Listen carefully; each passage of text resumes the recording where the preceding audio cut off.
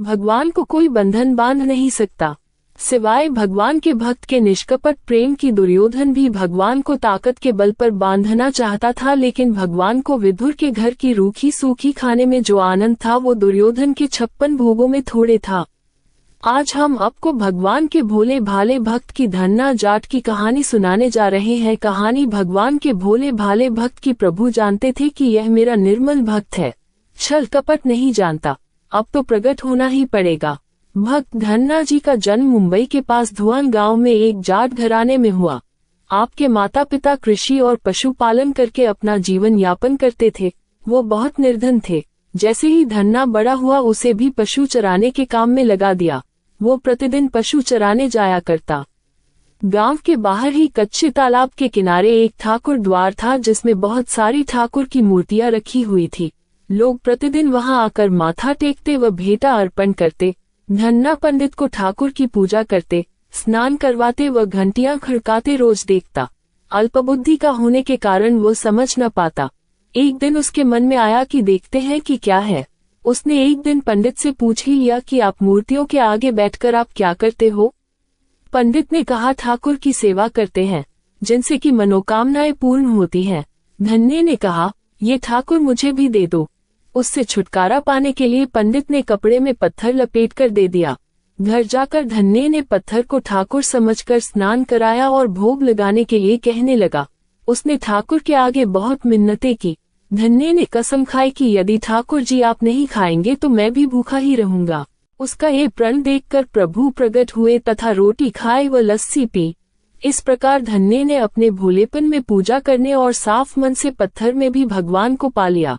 जब धन्ने को लगन लगी उस समय उसके माता पिता बूढ़े हो चुके थे और अकेला नव युवक था। उसे ख्याल आया कि ठाकुर को पूजा से खुश करके यदि सब कुछ हासिल किया जा सकता है तो उसे अवश्य ही यह करना होगा जिससे घर की गरीबी चली जाए तथा सुख आए। ऐसा सोचकर ही वो पंडित के पास गया।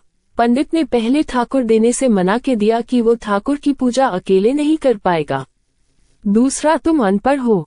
तीसरा, ठाकुर जी मंदिर के बिना कहीं नहीं रहते और न ही प्रसन्न होते, इसलिए तुम जिद मत करो और खेतों की संभाल करो।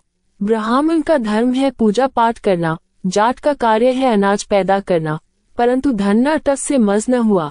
अपनी पिटाई के डर से पंडित ने जो सालीग्राम मंदिर में फालतू पड़ा था उठाकर धन्ने को दे दिया और पूजा पाठ की विधि भी बता दी। पूरी रात धन्ने को नींद न आई। वो पूरी रात सोचता रहा कि ठाकुर को कैसे प्रसन्न करेगा और उनसे क्या मांगेगा। सुबह उठकर अपने नहाने के बाद ठाकुर को स्नान कराया। भक्ति भाव से बैठकर लस्सी रिड़की व रोटी पकाई।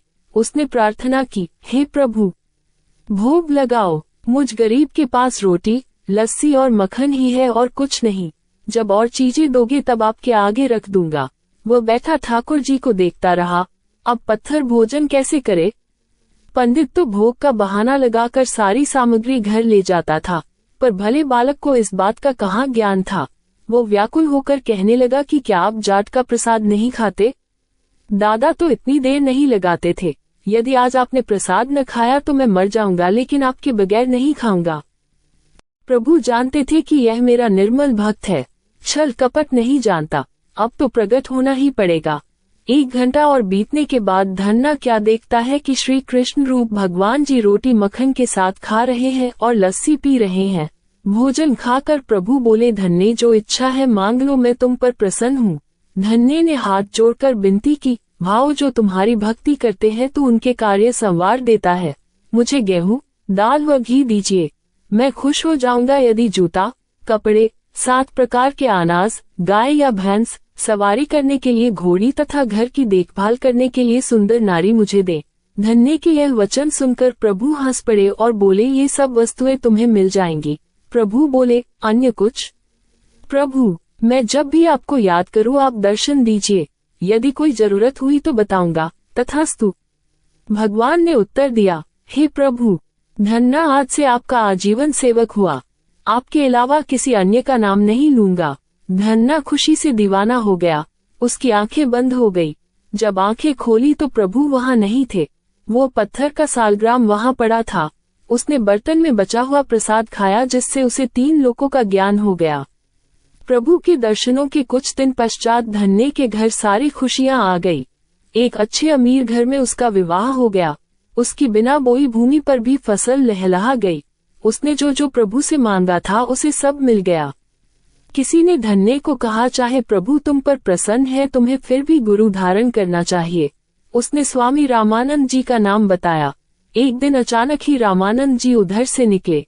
भक्त धन्य ने दिल से उनकी खूब सेवा की तथा दीक्षा की मांग की। रामानंद जी ने उनकी विनती स्वीकार कर और दीक्षा देकर धन्य को अपना शिष्य बना लिया। धन्ना भगवान के नाम का सुमिरन करने लगा। दोस्तों, आपको ये कहानी कैसी लगी कृपया कमेंट बॉक्स में लिखें और भी ऐसी धार्मिक कहानियों को जानने के लिए हमारे चैनल को सब्सक्राइब करें। धन्यवाद।